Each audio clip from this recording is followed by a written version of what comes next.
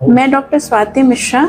आज मैं आप लोगों से ये बात करूंगी कि कब आईवीएफ कराना चाहिए या इनफर्टिलिटी कपल को कैसे वर्कअप करें ताकि उन्हें हमेशा आईवीएफ की ज़रूरत ना पड़े। जब भी कोई कपल हमारे क्लिनिक में आता है तो उन्हें लगता है कि हम आईवीएफ ही करेंगे या कोई प्रोसेस में ही उन्हें जाना पड़ेगा, पर कुछ छोटी छोटी बातों का अगर हम ध्यान रखें तो बहुत सारे ऐसे कपल्स हैं जो अपने आप ही स्पॉन्टेनियस कंसेप्शन कर सकते हैं या कुछ दवाएं अगर उनको हम दें तो वो कंसीव कर सकते हैं। But there are certain factors जिसे हमें रूल आउट करना बहुत ज़रूरी है। जैसे कोई दंपत्ति पहले आए तो मेल पार्टनर को पहले हम रूल आउट कर लें। उनके लिए हमें बहुत छोटा सा टेस्ट होता है जिसको हम सीमेन एनालिसिस बोलते हैं। तो सीमेन एनालिसिस में हम नंबर्स कितने हैं स्पर्म के, उनकी क्वालिटी कैसी है, क्वांटिटी कैसी है और उसकी मॉर्फोलॉजी मोटिलिटी कैसी है, अगर ये सब देख लिया और वो सही है तो फिर हम आगे फीमेल पार्टनर को वर्कअप करेंगे।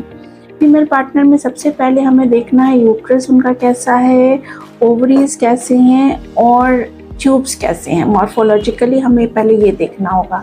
तो ट्यूब टेस्ट के लिए हम बहुत छोटा सा टेस्ट करते हैं जिसको हम HSG या कर सकते हैं या सोनोसाल्पिंगोग्राफी कर सकते हैं, जिससे अगर ट्यूब पेटेंट है तो फिर हमें फर्दर टेस्ट या कोई और चीज़ कराने की ज़रूरत नहीं है। हम उसमें अगर ट्यूबल ब्लॉकेज आता है तो हम लैप एंड डाई टेस्ट करके देख सकते हैं कि वो ट्यूब फर्दर पेटेंट है कि नहीं, या उसे खोलने की कोशिश कर सकते हैं। और अगर कोई यूटेराइन फैक्टर निकलता है जैसे कि कोई सेप्टम है या फाइब्रॉइड है जो आपके एंडोमेट्रियम को नुकसान पहुंचा सकता है या इम्प्लांटेशन में दिक्कत कर सकता है, या एंडोमेट्रियम में कोई पॉलिप है तो उसे हिस्ट्रोस्कोपिकली रिमूव कर सकते हैं। फाइब्रॉइड है तो मैमेक्टमी कर सकते हैं। इवन सेप्टम है तो सेप्टल अगर रिसेक्शन कर दिया जाए और उसके ओवेरियन और ट्यूबल फैक्टर्स सारे ठीक है, मेल पार्टनर ठीक है, तो फिर वो अब स्पॉन्टेनियस कंसेप्शन के लिए जा सकते हैं पेशेंट। अब हमें रूल आउट करना है कि आपका ओवरीज कैसा है। ओवरीज में मोस्ट कॉमन प्रॉब्लम आजकल जो आ रही है वो PCOD की आ रही है। तो सर्टेन ड्रग्स हैं जो ओव्यूलेशन इंडक्शन कराएं या ओव्यूलेशन में बेहतर कर सकें, ऐसे बहुत सारे ड्रग्स हैं जो हम पेशेंट को देंगे, उनको समय देंगे। तो PCOD के पेशेंट भी सर्टेन मेडिकेशन के द्वारा या वेट रिडक्शन के द्वारा उनको हम स्पॉन्टेनियस कंसेप्शन के लिए छोड़ सकते हैं।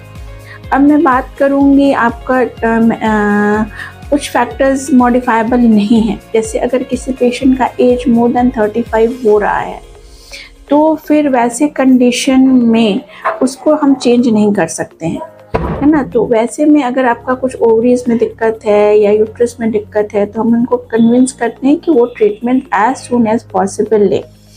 कभी कभी ओवरीज के प्रीमेच्योर ओवेरियन फेलियर हो जाते हैं जिसमें अंडा बनने का शक्ति जो है वो एकदम कम हो जाता है या ना के बराबर होता है। तो ऐसे केसेस में हम ओव्यूलेशन इंडक्शन की कोशिश कर सकते हैं। अगर उस पर भी फेलियर आ रहा है तो फिर हमें डोनर IVF पे जाना पड़ता है।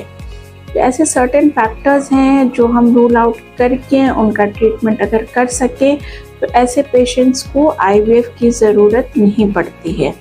अब मैं बात करूँगी सर्टेन मेडिकल कंडीशंस की जो कि हमारे इनफर्टिलिटी कपल को ट्रीट अगर कर दिया जाए तो पेशेंट कंसीव कर सकते हैं नेचुरली या ओव्यूलेशन इंडक्शन के द्वारा। जैसे कि डायबिटीज़ हो, थायराइड हो, आपका ट्यूबरक्लोसिस हो, अगर ये सब पेशेंट को है और ट्रीटमेंट अगर उनकी हो जाए तो हम कुछ समय तक कुछ दवाइयों पे उनको छोड़ देंगे।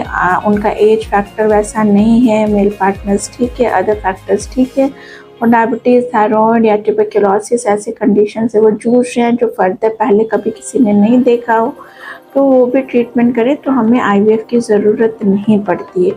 IVF की ज़रूरत कब पड़ेगी? जब ये सब कंडीशन, जैसे एज बहुत ज़्यादा है पेशेंट का, मोर देन 35 या 40 हो गया, उसके साथ ट्यूबल ब्लॉकेज भी है या यूट्राइन फैक्टर्स है, ऐसे कुछ कंडीशंस हैं।